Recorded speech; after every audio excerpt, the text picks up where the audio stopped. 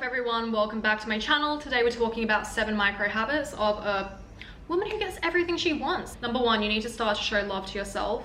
Something that is very common with women is they will go out of their way to find a project. Usually a project can be a man actually, and they start to pour all their love into this man because the love has to go somewhere. They can't pour it into themselves. They don't know how to.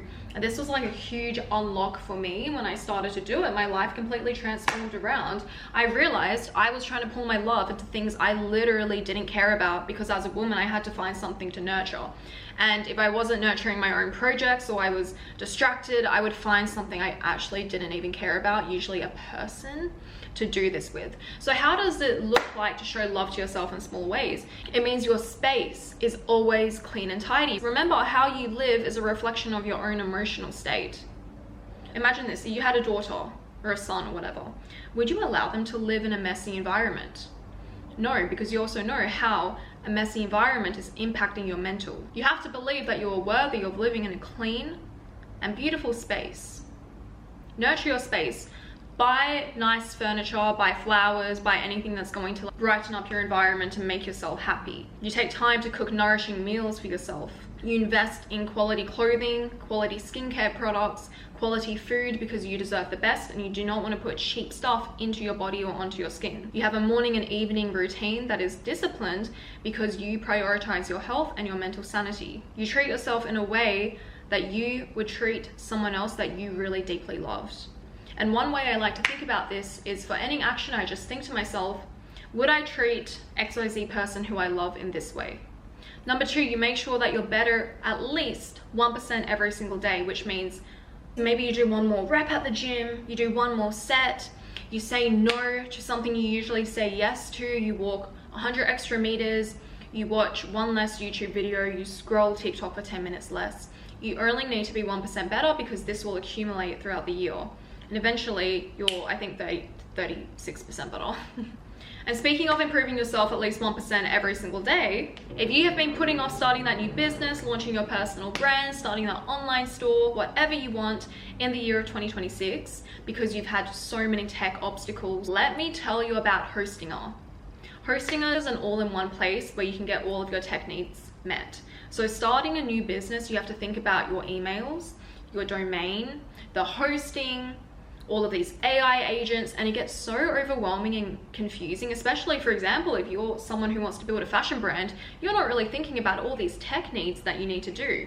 Now it's just one more obstacle in the way to achieving your goals, and it's creating even more friction. Hostinger can help you remove that friction and get you to achieving and executing on your goals faster, because it has everything in one place: your website, your domains, your emails. It has a bunch of AI agents, and you can go from an idea to a fully live website in minutes, not hours, not days, not weeks, because website development usually takes a long time. And when you are launching a business, the best thing you can do is to execute fast, validate your idea, and get feedback. What is slowing you down and is a huge bottleneck is usually your tech and how long it can take to learn these new things. It's actually going to help you focus on your dreams and not getting stuck along the way. And the price actually makes sense. It's completely affordable and you're getting top tier performance without the heavy price tag, which usually comes with platforms like these. So if you are ready to achieve your New Year's resolutions, guys, and finally start that business, go use my link to Hostinger right here. Number 3, she will always pause before reacting. Remember, this is spirituality, guys. Every time something comes up in our environment which is there to trigger us, it can literally be someone like driving in front of your car and cutting you off. If you react, you reinforce a pattern in your brain and a tikkun in your life that you actually need to overcome. If you can react and pause and see and understand why this has been brought up in your reality, then you are actually transforming this and you are letting more light into your life and you're going to see more miracles happen.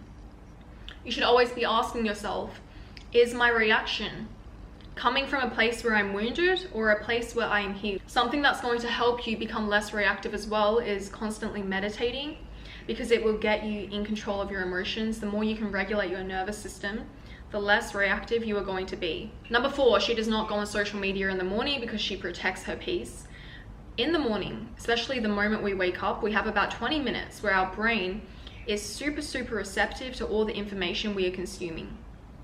So you should use this time to meditate, to watch a mind movie, to do your affirmations, to not be on your phone, to not reply to emails, to not scroll on social media, especially because you're actually damaging your brain and you're damaging your mindset. You should use this opportunity to program your brain and to manifest. 5, she guards her attention and her time. This can go back to the previous point where we talked about not going on social media in the morning.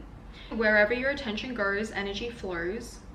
Likewise, don't hang out with people who are going to be time wasters, energy drainers, energy vampires.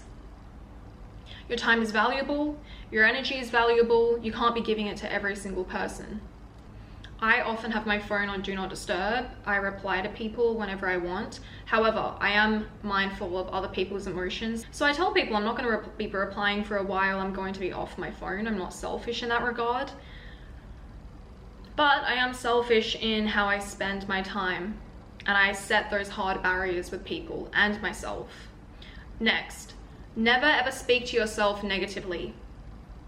I love this quote, and it says, you expect to look into the mirror and you're not smiling, and you expect the mirror to smile back at you. First of all, it means in life, in your reality, focus on good things only, and then reality will smile back at you. What it means in terms of becoming like a more powerful woman, I suppose, is you need to only speak words of love to yourself. If you poison yourself with your words, you say, I'm stupid, I'm too fat, I'm too dumb, why did I make this mistake? You're your own biggest hater. How will you expect other people to love you? You can't even cultivate love within yourself. You have to be your own biggest fan. You need to celebrate yourself without minimizing yourself. You need to catch negative self-talk and immediately reframe it. You need to know that the relationship you have with yourself will set the standard for the relationship that you have with others. Number 7, stop overanalyzing things. When we are overanalyzing things, you're just triggering your nervous system into a state of anxiety. Allow things to flow. When we try to take control of a situation, we are not letting it flow naturally. And the only job for you in any situation, by the way, is to not control, but to actually observe and to sit back and observe if you even want to be in this situation anymore. You have to trust your intuition as a woman. It is stronger than a male's intuition because we have a womb. And a womb holds a lot of sacral power. And that's why we call it a gut instinct. You need to take aligned action instead of getting stuck in decision paralysis. And you need to know that clarity comes through action, not overthinking. Something I like to do when I overthink is I journal.